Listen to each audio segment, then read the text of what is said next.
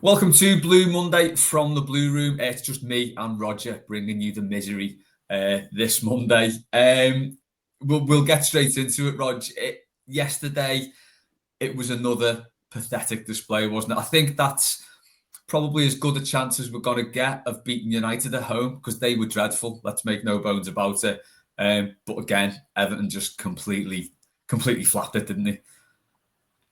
Yeah, it was so predictable, Les, wasn't it? And even down to we started brightly. I am sick to the back teeth of Everton starting fucking brightly, pardon me. Yeah. We do occasionally start brightly. We occasionally have a shot on target. Occasionally we show a bit of energy at the start of games, but it leads to nothing. And then, frankly, I think the mentality of this group of players, I am very much in the Dyche out camp, have been for some time. But the mentality of those players yesterday, if they are professional sportsmen, they should, every single one of them should hang their heads in shame. And the first one that should be doing that is the captain. I think that was a horrific display from Tarkowski yesterday. Absolutely horrific. Even at 0-0, one of the first clips in the so-called highlights was him and Branthwaite having a running backwards competition to get away from Xerxes as he hones in on the penalty area and then puts it out wide for Diallo, I think, who had a shot that went just wide, or maybe Pickford saved it. But just this backing off nonsense, completely unacceptable. The way that, we leave Rashford unmarked for that first goal, okay, it's an unlucky deflection, but, shit does happen. But if you give Rashford time and space, that's what's going to happen. The way that he lets Rashford run for the third goal, he just jogs alongside him as he runs into space to pick up the pass and put it past Pickford, and giving the ball away for the fourth. I mean, he looked like a man who was disinterested or he'd won a competition. And as the captain of Everton Football Club, it's just way below what we need. And that, that is an example from a leader on the pitch. It's just so weak, so weak across this group of players. And we've seen it so many times. 1-0 becomes 2. That's the end of the game. We just can't cope with adversity. And we bring so much of that adversity on ourselves. Yeah, that's it. I think, this is probably the third game in a row where we've had a really good chance of getting 3 points. You look at West Ham, they did look interested for 75 minutes. Brentford went down to 10 men. And as you say, United, they were pretty awful for the first half hour when Everton had all that energy and had that good start. Let's just carry on with that then, because I think if you look at the post-match press conference or the post-match club interview, now I know the club are going to go a little bit soft on things. They're not going to go in heavy-handed on the manager, but essentially that wasn't good enough. And all they talked about was, well, the first half hour was decent. And Dyche repeated and repeated, we were good for the first half hour. We were bright for the first half hour. But as you say, nothing happened, did it? I think we had one probably really good chance where McNeil gets into the box and does nothing with it. That's inexcusable. You get in that position in the box, you're running in, at an angle, you're within shooting distance, or I think the pass was onto Betto maybe, and he got tackled because he didn't know what to do with it. And, you can look again at, say, individual errors like Tarkowski, he didn't try and keep the ball in for the corner that they scored off. No one closed down Rashford from that corner. You cannot let a player have that much space on the edge of the box. He bottled out of the 50-50 thing for the third one. You can look at these individual instances from players, but it's happening too often, isn't it? There's too many things going wrong. And when you've got a player like McNeil who, started the season his goals and his assists, and he's been pretty consistent across the few seasons he's been here with his goals and assists. When he's not got an idea what to do in the box as he's closing in, it's got to be something more, hasn't it? There's just nothing in that team that's got any confidence to do anything attacking. No, there isn't. And just touching on the that club interview, I think Darren Griffiths drew the short straw this week. I'm sure they're all trying to do their best and deliver us content, but that interview and the questions that were asked, they were an insult to our intelligence. I'm awfully sorry. But, just of all the people to make mistakes, Tarky and Jared, just stop all this matey shit. This is Everton Football Club. It's not about individuals. There are standards, and our standards are on the floor. And for Dyche to, I mean, I knew he'd say it, but I think, to be fair to me, actually says 32 minutes. We put up a great performance for 32 minutes. Well done, us. And then we shipped 4 goals. And, half the away end. I mean, the most telling thing is the away end was empty at the end. And these are the most loyal supporters travelling the length and breadth of the country. The away end was empty. People left at half time or after the third goal. And I was, I take my hat off to Mark Mosey for his rant on the post match with Matt yesterday. He's absolutely right. How much longer are we going to keep kidding ourselves that we are any good at anything? Because everything about this club is rotten. Every single thing. And those players, the players, have they down tools, or do they just not care, or do they not like the manager? But the evidence was clear for all to see yesterday. There's nothing about us. We are an empty, hollow shell with no attacking threat, as you say, no ambition, no confidence. But in professional sport, you compete, and you would like to think that in adversity, your desire to perform becomes greater. And what happens with Everton is when things don't go our way, and things happen, shit happens, deflections happen, right? And, individual errors, they happen because these are humans, not computer programs.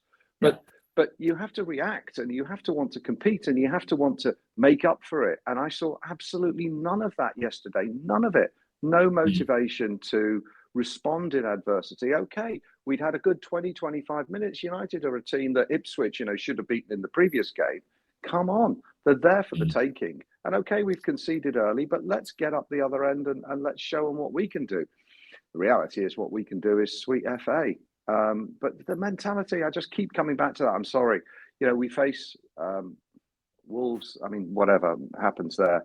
The game that I think our minds are focused on is the derby, and on Saturday, 3 games in 7 days, and I come back to this competitive angle, sports psychology, call it what you will. We should be fortunate. Now, people will disagree with me here, but let me try and make a point. I think we should be fortunate to have Liverpool as our rivals, right? Because they should make us want to compete with them and compete at the level that they have been at for years and years and years, almost my entire lifetime. And yet we don't. We just shit the bed, and we make excuses, and we pretend that once in a blue moon we might beat them. We should be aspiring to give them.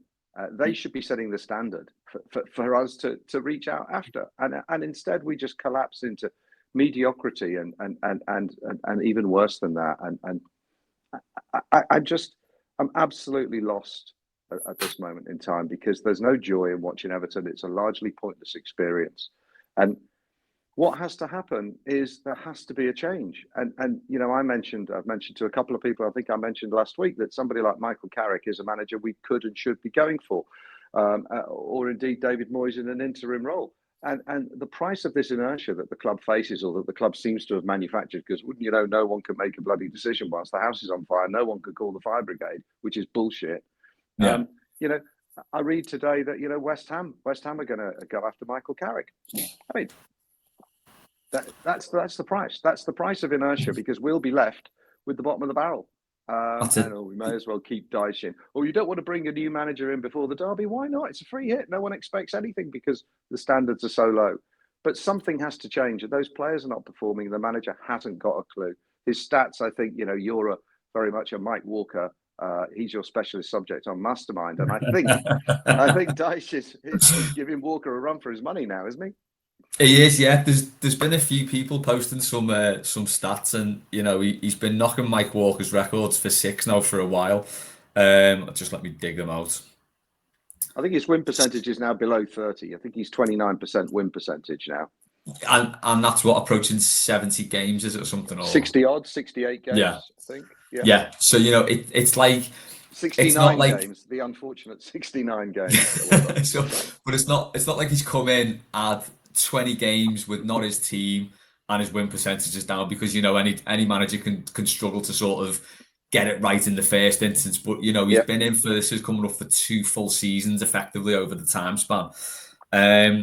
So Everton have earned this is from EFC Stato, Everton have earned just 11 points this season, excluding points deductions. This is their lowest points tally after 13 games since 94-95. So that was when Mike Walker got sacked. That's Funnily exactly enough, when it was, yep. And we brought in Joe Royle just before the derby. I think this is a perfect time to do it. because it will and give Dick everyone a Duncan's lift. header from the Andy Hinchcliffe corner. We won Yeah. 2-0 and we went on to win the FA Cup. So that's obviously what we need to do, get Joe Royle back. Well, yeah, well, I think Ranieri's just gone back to Roma, I think, hasn't he? And I think Yes, he's he has. about a year older than Joe Royle or something, isn't he? Or a year younger. There's not much in it. Harry Watt, after 13 games of what would turn out to be their final season to Everton, Rafa Benitez, 15 points, Frank Lampard, 14 points, Sean Dyche, 11 points. From a ridiculously easy run of fixtures, right? Well, yeah, there is that as well. We've played no one, have we? United we've played and we yeah, lost to Spurs and we lost to Arsenal. But these are losing games to Bournemouth. These are drawing at home with Fulham and drawing it with who else have we drawn at? Well, we've beaten Crystal Palace and we've beaten Ipswich. We've lost to Southampton. Congratulations. Well, that's it. Southampton got 5 points and 3 of them came from us. I Yep. think with Man United as well, it's one of those where you can get sort of swept away with the fact that, oh my God, we're going to Old Trafford. If we'd have beat them yesterday, we'd have been within 2 points. They're a bog average mid-table team at the minute. Of course they are. New manager bounce notwithstanding. And he just blew that opportunity again. So, as I said, it was probably as good a chance as we're ever going to get to beat United at home, and we completely blew it. And I just got another stat from Mick Greenall as well. Had to triple check this, but that's 32 games played this calendar year with just 12 goals scored from open play. Mike loves his XG, so bear with me. XG from open play is 0.68 per game, and only 8 times of that recorded +1 in a game in that time. So we're just, we're not, although we've, towards the start of the season, in some games we were scoring 2 but conceding 3, and we have missed some really good chances. They've dried up now completely, haven't they? When you think, the couple of one-on-ones Calvert-Lewin's missed, we're not even getting them now. Players just aren't getting chances. And is that 5 games without a goal? Yes, it will be. It's 5 games without. Yeah, it must be. Yeah, it is, isn't it? So, and you said before, people are saying you can't bring a new manager in before the derby, but this feels like a proper terminal decline now. We've been circling the drain, as a lot of people have said, for the last 3, 4, 5 years maybe, and I can't think of any or many, if any, teams who've had 4 relegation scraps on the bounce and not been relegated. That is a long time to be sort of flirting with relegation, and it does feel like, I don't want to be dramatic about this, but it does feel like this could be the one where we go, because there's nothing in that team, is there? The manager's clearly not focusing, or he's not got the ability to focus on what we do when we have the ball. Like you say, that we're talking about how good we were, which is all relative, in the first 30 minutes of that game, and I think after 25 minutes or so, Sky put a stat up and we'd had like about 60% possession or something like that. We had more of the ball than United. But again, we just didn't do anything with it. But that's not what we want. We don't want the football. Exactly. Woney says we only want 35%, and we don't want any more than 300 passes in the game. Yeah. So you could see what went wrong. We had too much of the ball because we haven't got a clue what to do with it. It's absolutely criminal, isn't it? Yeah, it is. And to go back to the Mike Walker point, it does feel like he is, if not already, definitely on course to be our worst ever manager, which I think is a shame. I know we've talked about this a lot, but I do think he did a good job the last 2 seasons. The problem this season is that, you've always got to build on the previous season. If you regress, then you're in trouble as a manager. But as you say, it seems like there's no one willing to take the bull by the horns here and do something about it. Now, there must be people in situ at the club who can, surely. Well, yeah, you'd like to think so. I mean, I have sympathy for him, because I think last season, he was the football club and he got us over the line and would have got us 48 points, 11th or 12th, whatever that would have been. But his personality is so unendearing, and I think this season more than ever, he started to believe his own hype and actually believe that he's infallible and untouchable, and he's the only one with the answers. People tell me this, people tell me that. Well, people can tell you whatever they want. The stats don't lie. Not quite as bad as you said. It's 4 games without a goal. Okay. That's we Southampton, West Ham, Brentford, and yesterday. So 4 games without a goal. Our last goal at home to Fulham, and in our last 1, 2, 3, 4, 5, 6, 7 games, we have 8 games rather. We have scored 5 goals. So we scored 2 against Palace, 0-0 Newcastle, scored 2 against Ipswich, and 1 against Fulham, and we haven't scored since then. So it's pretty dire. And the bad news is that come Wednesday's fixtures, if we were to lose to Wolves, and if Leicester were to beat West Ham, which is perfectly likely, a bit of new manager bounce there, and Crystal Palace were to win away at Ipswich, right? So Palace beat Ipswich, not unlikely. Leicester beat West Ham, not unlikely. And we lose to Wolves, we're in the bottom 3. Okay, Oh. so that's us in the bottom 3. Look at the table. You can check it out because we're only on 11 points. If Wolves win, they'll go above us to 12. If Palace win, they go on to 12. And Leicester probably only need a draw because they'll go on to 11. And then the bottom 3 would be Southampton. And I mean, actually, yes, because Ipswich Palace, whoever of those wins, goes on to 12 points, which will be above us. So it's a very desperate situation. And then obviously it's the derby, and then I think it's Arsenal, isn't it? And then it's Chelsea. Chelsea. Yeah, so no points from Ryan. So, and more good news ahead of Wednesday. Wolves have actually beaten us in the last 3 games at Goodison. So it's we've got a pretty dire record against them at the minute. They'll be sore because they lost at the weekend. Obviously, they lost to Bournemouth at the weekend, and they'll be looking to put that right. And they've got scary players with pace and skill. Don't worry, we've sorted the defence out. Oh no, it's all gone wrong again. This is it, isn't it? You know, it feels like we basically keep coming around to this thing. Well, you can't keep sacking managers, but I mean, this is. I can't see how there's any way back from this. I can't see how there's anyone supporting this manager now. But you know, let's look at some maybe mitigating circumstances. Okay, so the club itself, I think we've made £5 million over the last 4 years or something. So our sort of net spend, I think, is in the positive. Because we have been in a situation whereby we've had to sell players for relatively big money, and we've been recruiting players who aren't as good. You know, the transfer fees haven't been as big. We have been replacing players with inferior players. That's just the route to terminal decline, isn't it? We saw to a lesser degree at the end of the 80s. That's what we did, and the club just really declined quite quickly. We're doing the same thing now, potentially a mitigating circumstance for the manager. But that's where you've got to look at the director of football as well, because we have spent money and we've not plugged gaps in the team where we need to. And I think another thing you want to pick up on was the mentality of the players. Now, you know, when you're recruiting players, it's not just all about ability. It's about the mentality of that player, what that player can bring on and off the pitch as well. And it does feel like this group, and again, we'll go back to the captain here, it does feel like this group are just cut adrift now with no one willing to take any responsibility for anything. No, I agree. I mean, I'd take a small positive in that we actually got some players booked yesterday, because if you recall, when we went to Spurs, we got pumped 4-0. We couldn't even manage to get a player booked. I did think that actually. Yeah, you look at the characters, you look at people like Njai and Lindstrom and Jack Harrison, these sorts of Dwight McNeil, these sorts of players that I'm not going to say they're fair weather players, but they're not really going to get stuck in and roll their sleeves up, nor do we want the dogs of war across the entire pitch. We do need skill, but you need to be, there's no resilience, I suppose. There's no sort of actual belief in their ability and to take it forward. I mean, you and Dave have said on here for the last few weeks that this is a better squad than last year, and that actually this squad should be 11th or 12th. I'm not sure I agree with that. I'm really not sure I do. I think we are the 4th or 5th. We could be the 3rd worst squad in the league, and this. It's going to be close. We will, one of Leicester or I think Ipswich. I don't think Wolves will go down, and I don't think Palace will go down. So I think it's going to be, Leicester and Ipswich. We have to finish above both of them.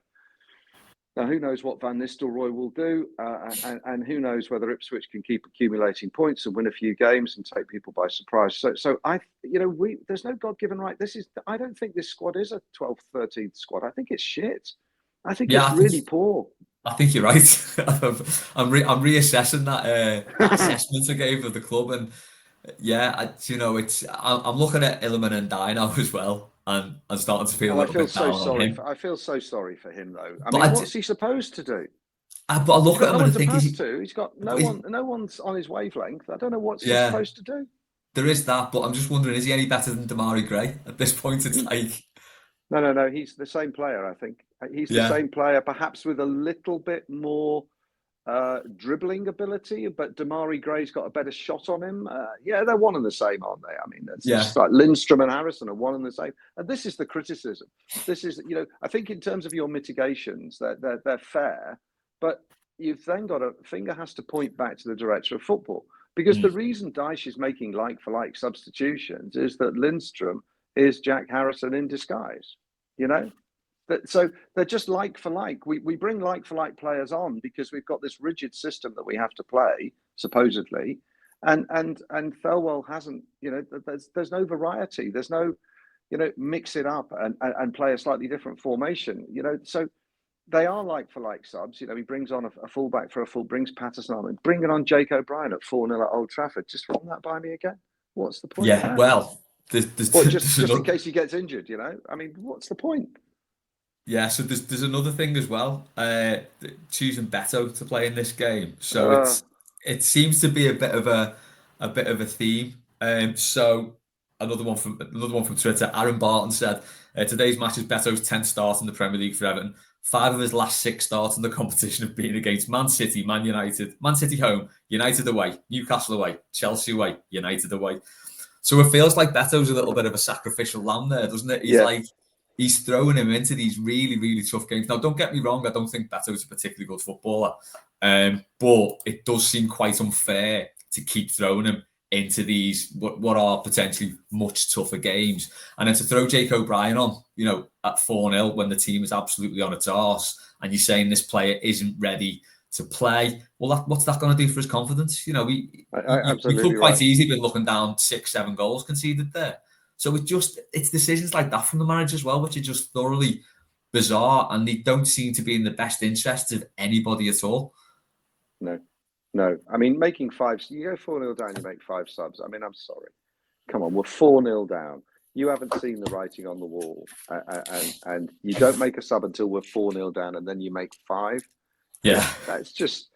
Yeah, there can't be a case for the defence. There really can't be. And to be patronised by the club with this nonsense about 30 minutes this, 30 minutes that, and individual mistakes, and it's always difficult at Old Trafford. You know what? Football is about individual mistakes and individual brilliance. That's the game. It's yeah. not about stop them going in one end and make them go in at the other selectively. Sod off, will you? We need individual brilliance. We need concentration. We need mental resilience. We need toughness, belief, pace. We need these things. We ain't got any of them. Yeah. I'm sorry. It's just so. I'm so angry with it now, and I thought I was over getting angry about it, but I can't believe he's still in the job.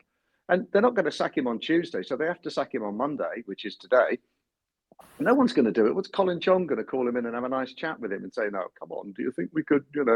Everything's going well at the stadium. Can you maybe get us to play a bit better?" Who's going to get rid of him? And who's going to tell Thelwell to sling his hook? Because he's an imposter. I'm sorry. Yeah. The squad is hopeless, and it's on him. It's on him completely. And the fact that is Roman Dixon injured, by the way? Why is he not even getting a chance anymore? No idea. It's very And how strange, isn't long it? does Like, it take Brozier to get match fit? How long does it take to become Premier League fit? 2 or 3 years? I mean, what is it?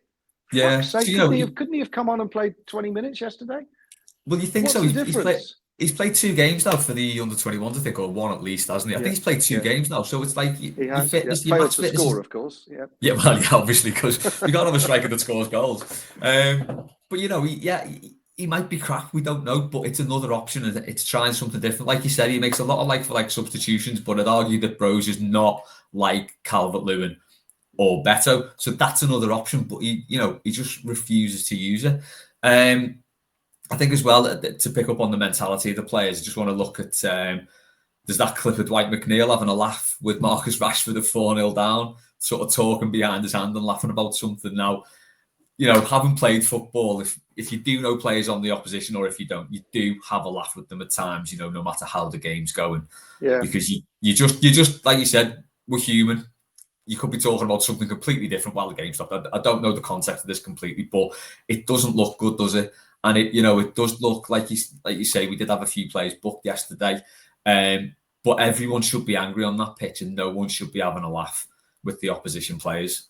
and it just No. doesn't look good. And I think this was another performance again where McNeil just phoned it in. He just looked slow and a bit disinterested to me. And I just think that if that's the sort of pervasive attitude in the squad, whereby you're 4-0 down and you've not got the professional pride to just get angry really and try and make something happen, but you're prepared to have a laugh with the opposition. One of the player who scored 2 goals against us as well. I'd be gunning for him if I was playing. I just don't totally understand that mentality.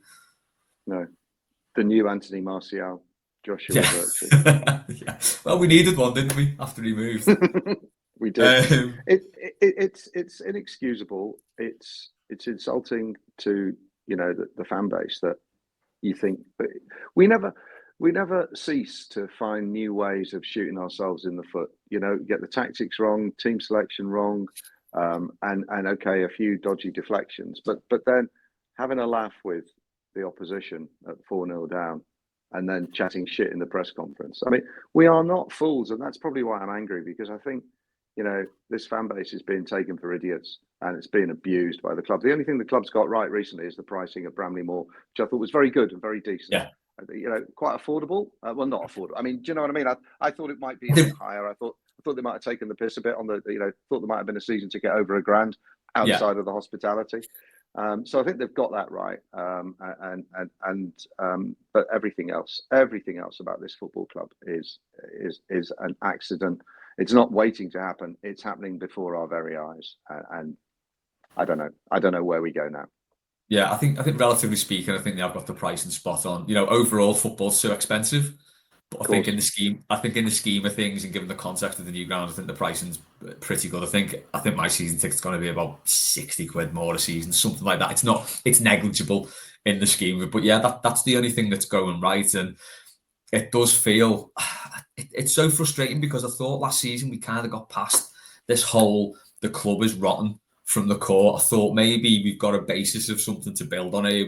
We're not as bad as maybe we thought. I know the club was in a mess and we were looking for buys, but on the pitch, although it wasn't a great season, taken as a whole season, we did okay.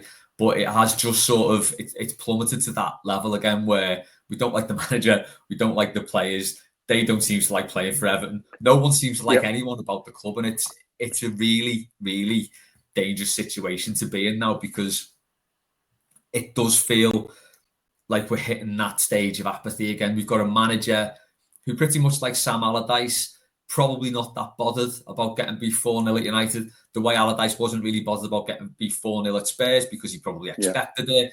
The Wolves game, he'll want a point at least from that, and he'll just want to pick up the odd point here and there. After getting walloped at Man United, we're in a situation, again, not quite as bad potentially as Chelsea away last season. Do you have any faith that the manager can do the same again over these next couple of games, as he did after Chelsea, or indeed the squad can?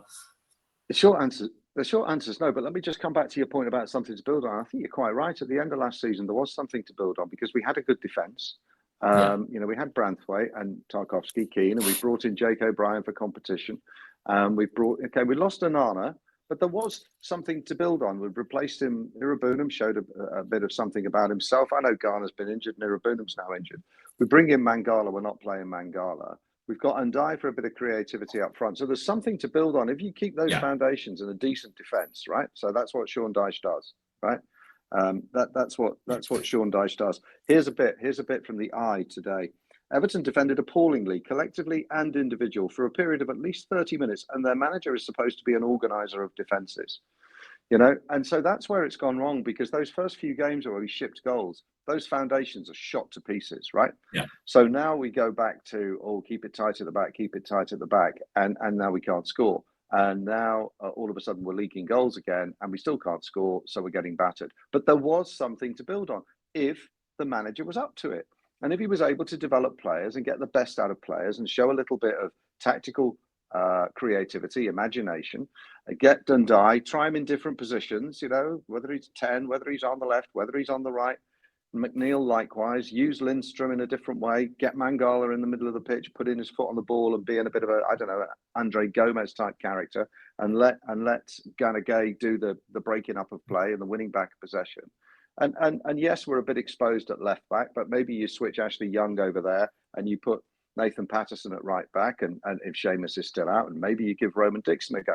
And actually, that's probably why people said this is a better squad, because there's something to build on. But the whole thing's blown up in our faces, and here we are staring down the barrel of a run from hell. Can we get something out of Wolves? Well, they're better than us. They've got more of an attacking threat than we are. So they're going to have more possession because we don't want possession, as we know. And that's just nonsense, isn't it? I couldn't believe that. Yeah. Paddy said that with Matt last week on the byline. And I'm sure, I know it's right because Paddy wouldn't tell us the untruth. But Woney really thinks, oh, yes, what we need is, look, I've got some stats here, 35% possession. Brilliant. I mean, I know Leicester won the league with whatever, 38% possession. Yeah. But they had Riyad Mahrez, Jamie Vardy, and a whole list of threats. It's just going to just pick up on that. I think that is a fair tactic if you've got the attack that you can use to make the most of it. So, like you say, if you've got Mahrez and Vardy and you can just ping a long ball up to them and they're onto it and they'll score, 7 out of 10 chances they get, then that's fine. And I actually think that would be a style of play that I'd be quite excited by, because counter-attacking football is dead exciting. If you can soak up pressure, just bang, hit teams on the breaks 3-4 times a game, maybe score 2 goals. Everyone goes home happy, but we just don't play like that, do we? We just don't want the ball. And then when we do get it, we're like, well, what the fuck do we do with it now? We'll give it to the opposition normally. yeah. So let's take it. Or a long diag into the paddock, Yeah. Right, Rog, we'll wrap up there. I think I still need 7 points. Where am I getting them from? Sorry, let's pick up on that. My 5 points is looking ambitious. I've got 1, haven't I? I've got 1 from the 0-0 against Brentford. Yeah, shit. Okay, so we're going to have to beat Wolves now. And then we've got Forest at the end of the month. Oh, Forest as well, yeah. Daisy 7. Yeah, beat Wolves and beat Forest. What could possibly go wrong? Yeah. And then Dyche will be dishing out the Christmas presents to everyone. Yeah. Just quickly before we go then, worst manager we've ever had? On this season, yes. I think it's him. I do. Yeah, I think because he's so unlikable for me. That's what tips the balance. The stats are the stats. Allardyce we should never have appointed. Lampard was a big disappointment, but he managed to keep the fans on board. The football was rubbish. Mike Walker was a disaster, but we kind of got rid of him quite quickly, didn't we? What did he last? A full season and was it? No, he came in. He came in halfway. He came in December or January, because Jimmy Gabriel was caretaker boss for 6 games. So I think he came in January, and he lasted until November. So he wasn't there 12 months. Wasn't there 12 months? Yeah, it was funny because obviously he'd sort of really been successful at Norwich, and he was the up and coming manager. Yeah, but it's such a long time ago, and it feels like such a different era, and we've had so many of these different managers, and yeah, I think Dyche is the worst because he's just so full of shit, because I mean they all lose it when they start chatting nonsense. Roberto and his incredible or whatever it was that he kept saying. What was his phenomenal? Yeah.